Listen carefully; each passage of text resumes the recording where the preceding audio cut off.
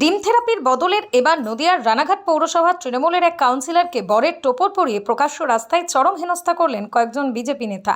রাস্তায় তাঁকে টোপর পরিয়ে গলায় অপমানজনক প্ল্যাকার্ড ঝুলিয়ে চরম হেনস্থা করা হয়। লাঠি নিয়ে জোরে মারধর করতেও দেখা যায় এক ব্যক্তিকে।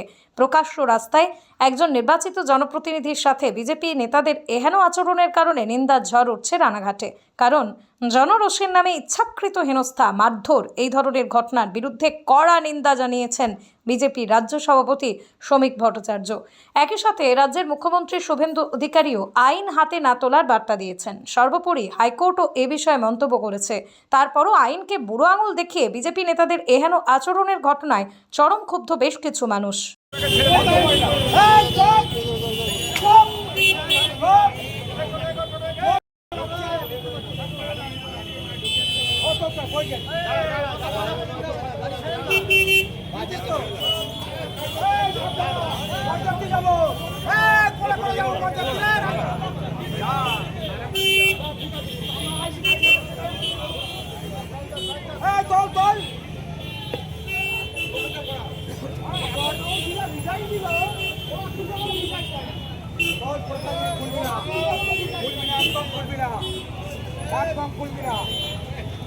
আমরা কোনো টিম পারবো না, পুরো টিম পারবে না।